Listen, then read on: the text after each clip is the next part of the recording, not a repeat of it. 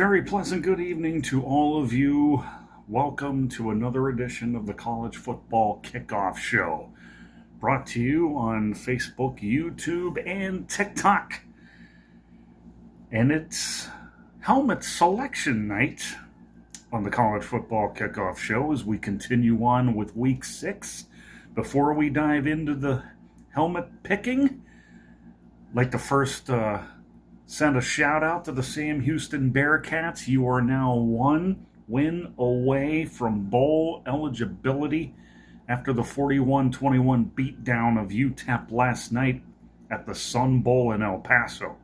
Texas State also a winner over Troy. Troy now 1-5 on the season, and it appears that the Troy Trojans are probably not going to be bowling in 2024. We're going to do things a little differently in how we're picking the helmet selections. We're going to get all the FCS selections out of the way first. So if you'll just bear with me, I'll get right on them. Starting with Delaware State hosting St. Francis. The records aren't all that impressive, but somebody's got to win this one, I would imagine. Delaware State. I think this is the second time I'm picking you. Second time this year that I'm picking you. At home over St. Francis. Lafayette is visiting Fordham. Fordham, in a nutshell, in one word: sucks. I don't think they've won a game yet this year, and if they have, I don't know anything about it. Taking Lafayette at home. Furman is at the Citadel. And the Citadel, oddly enough, has more wins than Furman. I never would have imagined that. But I can't see the Citadel having anything other than those couple 2 or 3 wins that would otherwise just take them out of the conversation completely. So Furman, the ball is in your court, especially considering that you didn't play last week due to the remnants of Hurricane Helene. So Furman should be fresh and ready to go tomorrow against the Citadel Bulldogs. Youngstown State hosting Indiana State. The records are not all that impressive for either side. But Youngstown State, if there is a chance to make a move, the time is now, and you got a good opponent in Indiana State that you have to beat to get the ball rolling. Going to go with Youngstown State at home. I don't think, in my wildest dreams, and I know I said this about one other team. In fact, I think it was Sam Houston. We're done picking against them. And the same holds true for Southeast Missouri State. I believe, if my memory serves me correctly, 4 wins in the first 5 games. Trying to think of who they got this week, and it's Eastern Illinois. Oh, boy. Southeast Missouri State, you got this one. Gardner-Webb, Tennessee Martin. Gardner-Webb's very much in the same boat as Fordham. FCS playoff teams 2 seasons ago. They go straight from the penthouse to the outhouse. Tennessee Martin should win that one easily. South Dakota and Murray State. Murray State, I almost want to liken them with another team that comes up in one pick from now. A team that you would normally expect to lose more than they win, and that does hold true for Murray State. So South Dakota should win this one easily. North Dakota and North Dakota State. I'm trying to remember. I'm still kind of finding my footing with the FCS, trying to be a little more knowledgeable every year, every week, every game. I know very little about the rivalry. All I know is North Dakota State, time and again, has proven to be a consistent winner. So it's only fitting that I take the Bison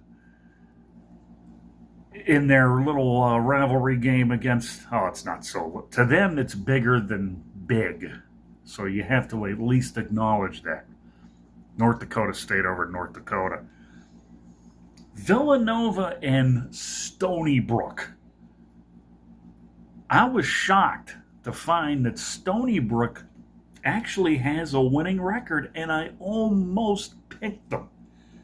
But in the 11th hour, I was quick to remind myself that the last time I saw Villanova, they were in the top 10 in the FCS rankings when they showed up at Maryland and lost to the Terrapins. Villanova should bounce back this week, but if Stony Brook wins, they're for real.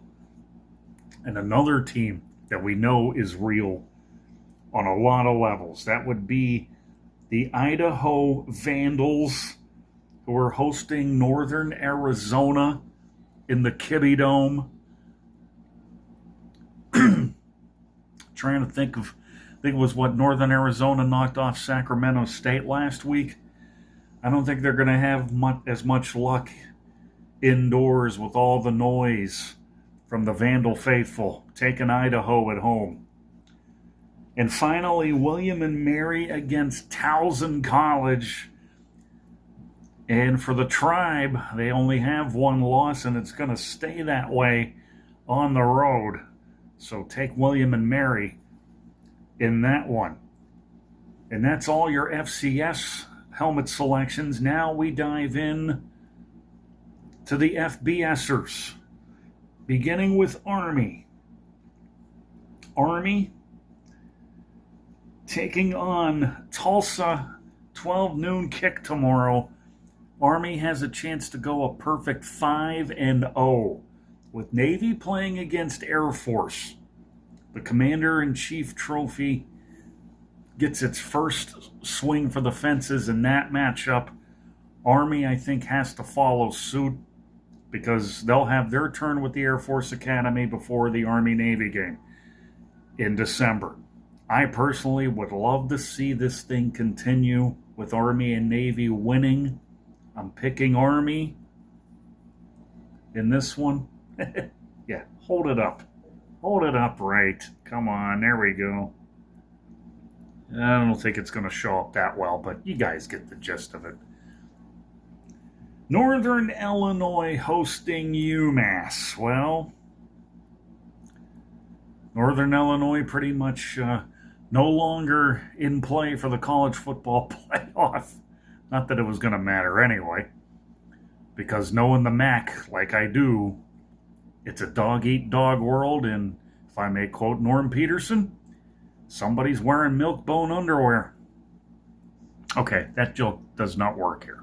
Sorry. But to be fair, Northern Illinois are called the Huskies. And while UMass isn't exactly a dog being eaten by a dog, I'm going to take Northern Illinois at home.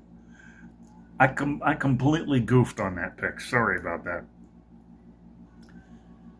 I'm thinking more about next week. More on that shortly. Tulane and UAB. Tulane is starting to round into form, and that spells trouble for the UAB Blazers. I have not broken out any other Tulane helmet other than this one.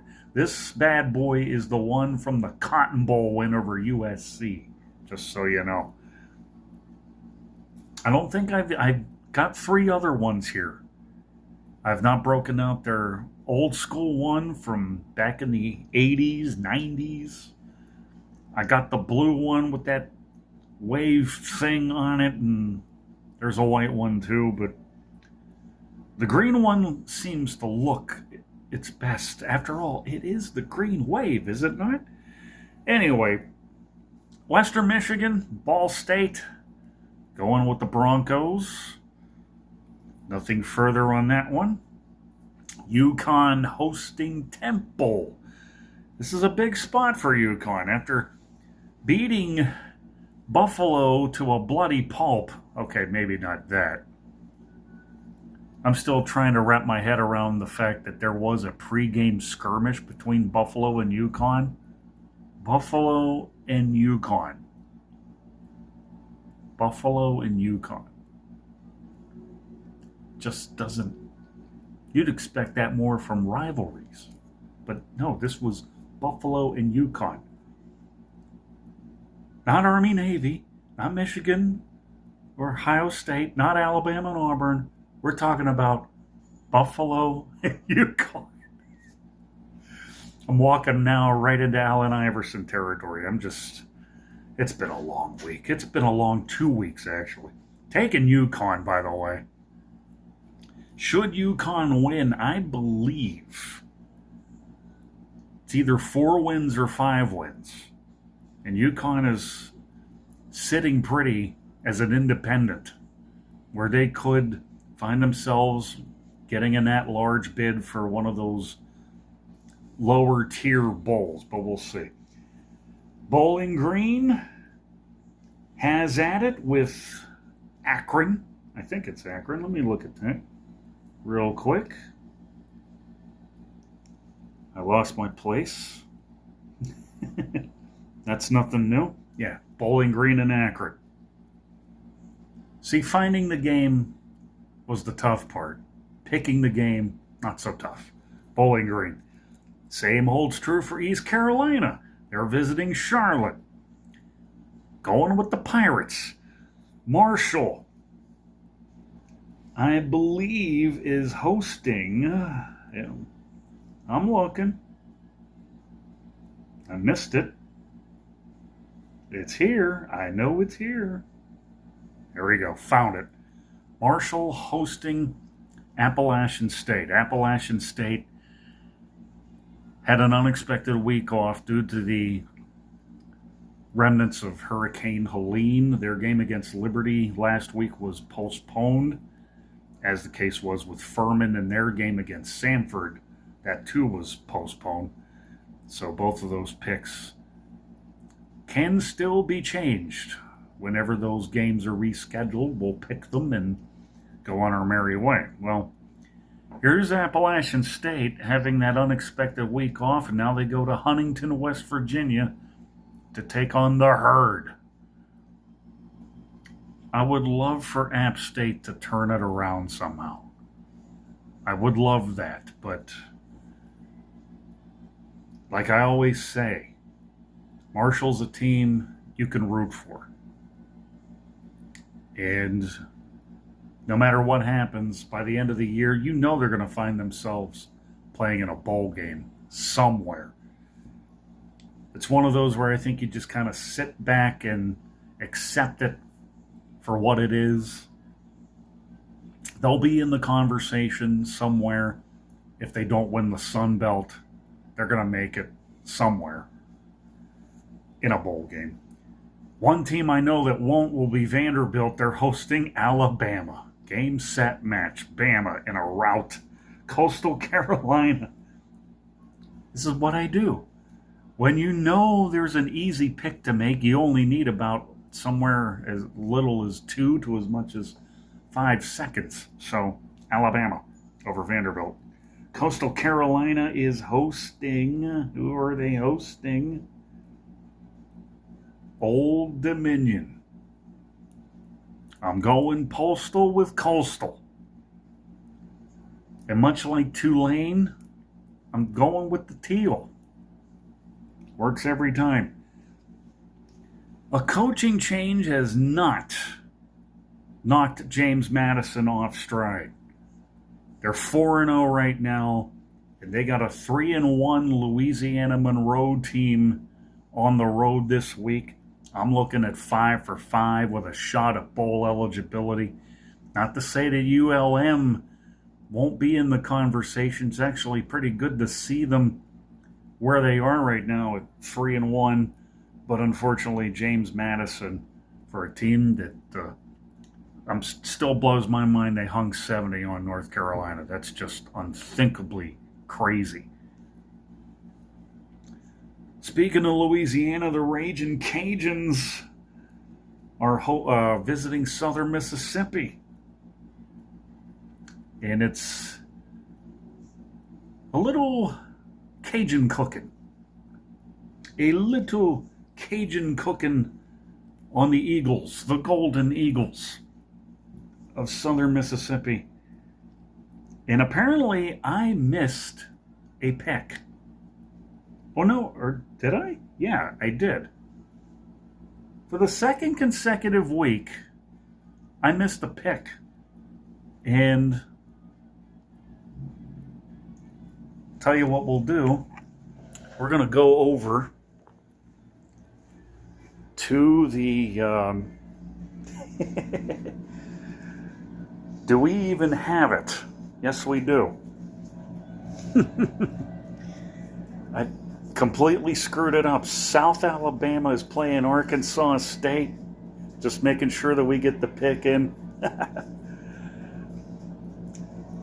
Total ad lib, folks. Total ad lib. So we're taking South Alabama over Arkansas State. Now we get to sit back under the light here. That was fun.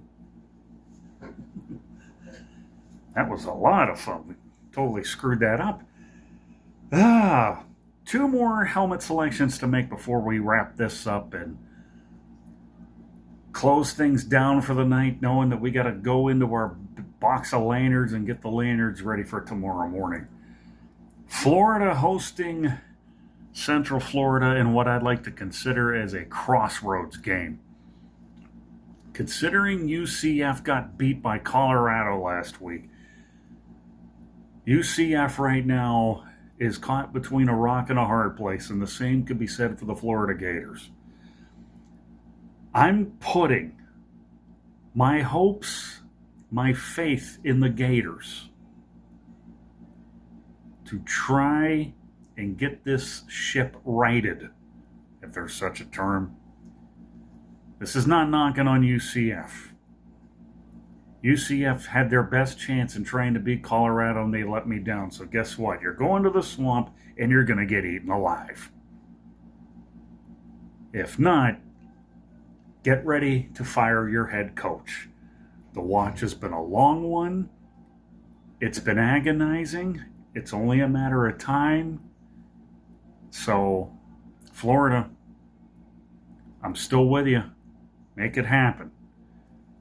Finally, the last one, Hawaii and San Diego State. Not exactly a matchup ready for prime time, but it does have an 8 p.m. kickoff time.